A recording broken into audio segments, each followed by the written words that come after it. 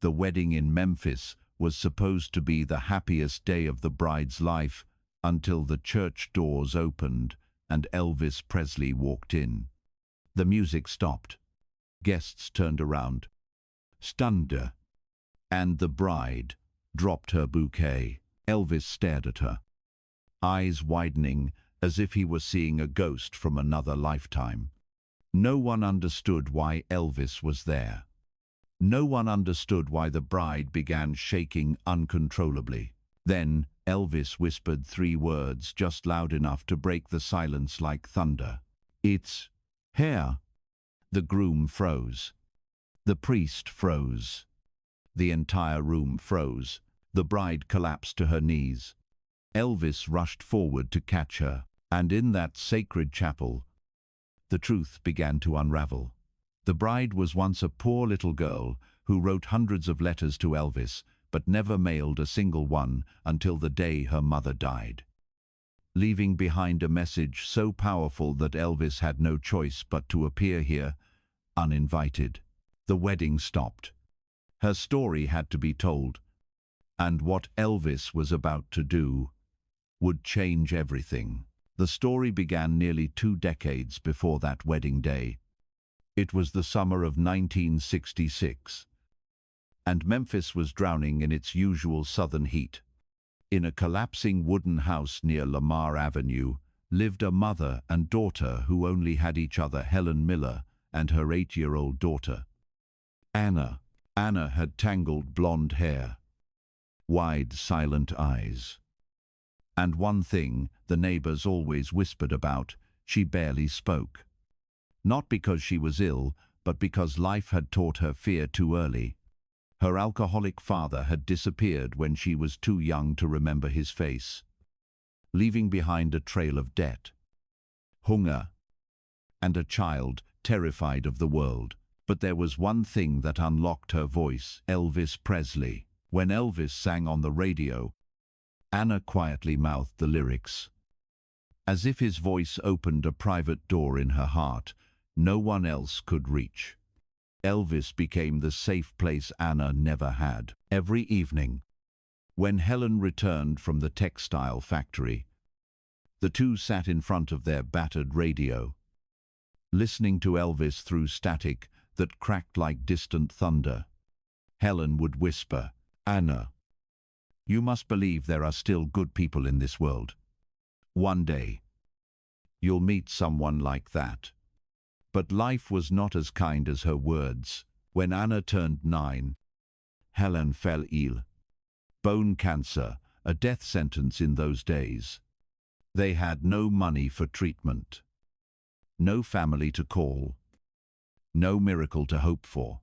Anna watched her mother shrink into her bedsheets, and in her despair, she started writing letters, not to friends, not to relatives, but to Elvis. Hundreds of letters, crooked handwriting, cheap paper, sometimes stained with tears.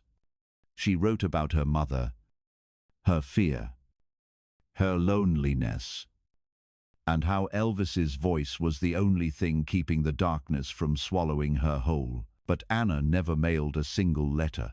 She was terrified of one thing: what if Elvis sees my letter and never writes back? One stormy night in 1969, Helen called Anna to her bedside.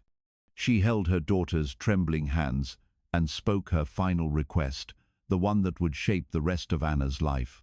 "If I don't make it, promise me something. One day, give these letters to Elvis. Tell him he saved you." 2 months later, Helen passed away. Anna locked the letters in a drawer and never touched them again, until the day she stood in her wedding dress, 20 years later, and saw Elvis Presley walk into the church. When the bride, Anna, collapsed in the middle of her wedding ceremony, the entire church froze. Her bouquet slipped from her hand and rolled across the old stone floor. The groom stood motionless, unable to comprehend what was happening. The priest raised his hand to continue the ritual, But Elvis had already rushed forward, kneeling beside the trembling woman whose body looked as though it had just been dragged back into a past she had buried for 20 years. "Anna, is that you?" Elvis whispered soft, but clear enough for her to hear every syllable. She lifted her head, her eyes widening in disbelief. You know me," she whispered, like a child afraid the answer might hurt. Elvis didn't answer immediately. He simply looked at her, eyes steady, as though he wasn't seeing the grown woman in a wedding dress, but the 8-year-old girl who once wrote hundreds of letters inside a tiny wooden house. "Stand up," he gently said. "You don't have to kneel in front of me." He helped her to her feet. The entire church remained in dead silence. No one dared to move. No one understood why Elvis Presley, the most famous man in America, was standing at a stranger's wedding and calling the bride by name, with the voice of someone carrying a long-kept promise. Elvis turned to the groom. "I need to speak with her. Right now." No one objected. The priest nodded. The ceremony halted. Elvis took Anna's hand and guided her into a small room behind the altar. Sunlight fell through the stained glass, scattering soft colors across her pale face. Elvis stood before her, not as a superstar, not as an icon, but as someone holding a truth too heavy to keep inside any longer. Anna burst into tears the moment the door closed. "Why are you here? No one invited you. This is my wedding." Elvis drew a slow breath, reached into his coat, and pulled out a small wooden box. "I'm here because of your mother," he said. The room shrank into a fragile silence. "My mother," Anna stammered. Elvis nodded. "Let me show you this." He opened the box. Inside was a stack of old letters, yellowed, fragile, frayed along the edges. The same letters Anna wrote, but never mailed. Anna staggered back, covering her mouth. No, this isn't possible. I never sent them. How did you?" Elvis sat slowly beside her, his voice gentle yet burdened. "Someone delivered them. On a rainy night in the year 1969. That person was your mother." Anna broke down completely, falling onto the chair as her entire body shook. Elvis continued. "That night, Helen stood outside the gates of Graceland, soaked, shivering, nearly collapsing. She clutched a paper bag to her chest, as though it held the last surviving piece of her daughter. She could barely speak, but she managed to utter one plea. "If you ever meet my daughter, please give her these. She is too afraid to send them, but she needs to know you heard her." Elvis continued. Anna's sobbing filled the room. Elvis nodded slowly. "She asked me for one thing, and I've carried that promise for 20 years.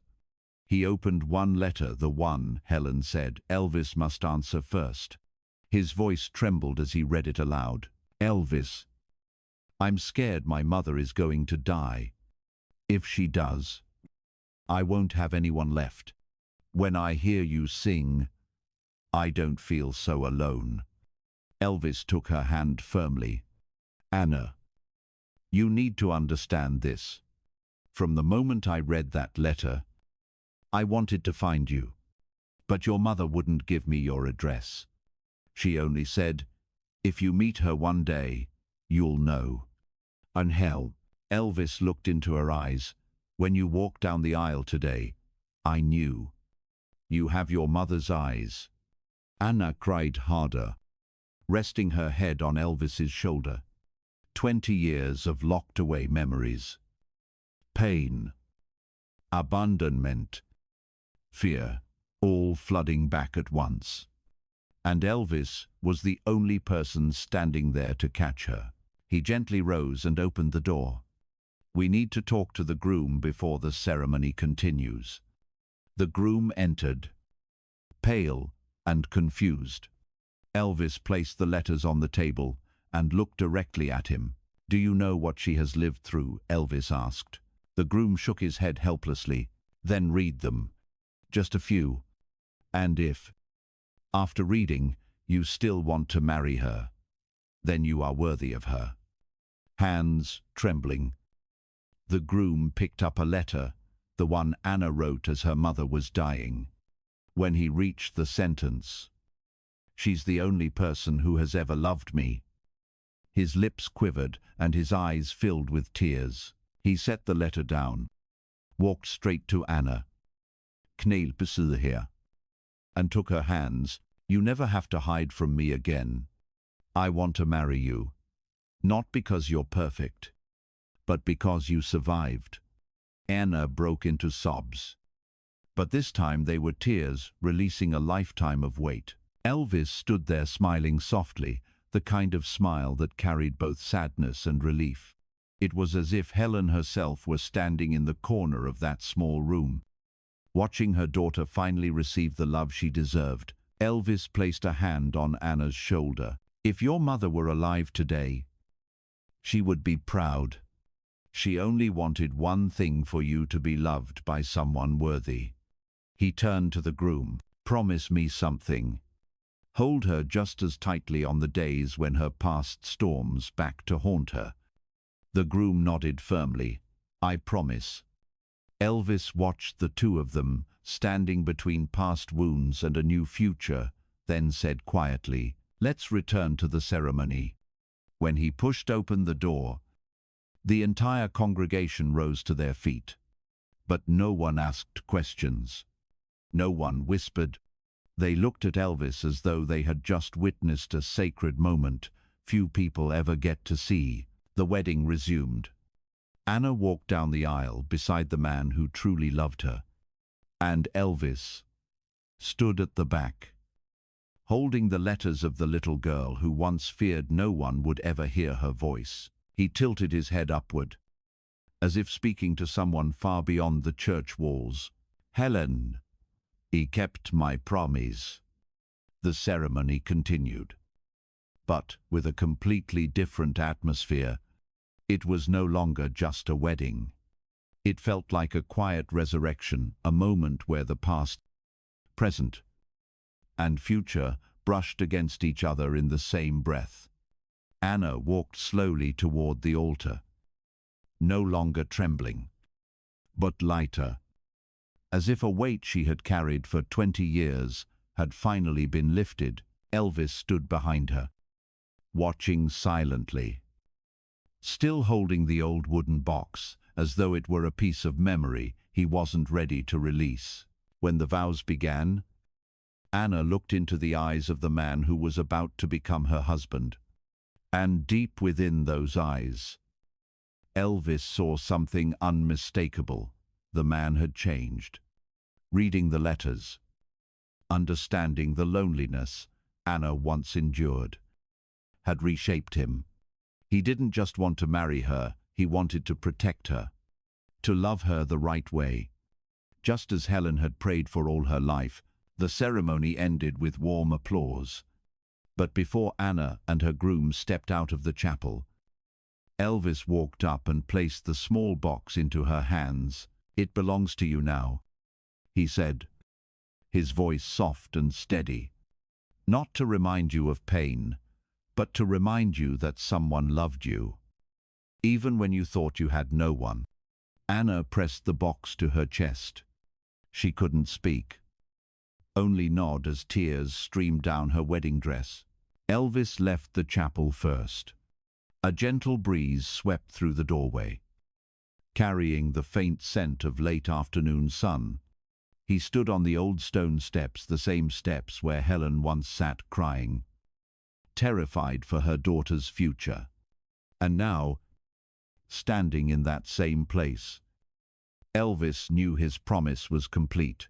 Behind him, the chapel doors creaked open, and Anna called softly, "Thank you for everything." Elvis didn't turn around. He simply lifted his hand, a farewell, a blessing. A reminder that sometimes a lifetime of kindness begins with a single moment when you choose to listen. And in the golden glow of the evening, Elvis Presley walked away, leaving behind a story the girl inside that chapel would carry with her for the rest of her life. If you've stayed with this story until the very end, perhaps you felt what Elvis once believed: kindness doesn't need to be loud. It only needs to arrive at the right moment. One single step into someone's life, whether intentional or accidental, can change the entire path they walk afterward. Anna's story, Helen's wish, and Elvis's promise remind us that even an unsent letter can find the person who was meant to read it. A small promise can last a lifetime, and a quiet act of compassion, whether born from guilt, love, or memory, can become the greatest gift we leave behind in someone's heart.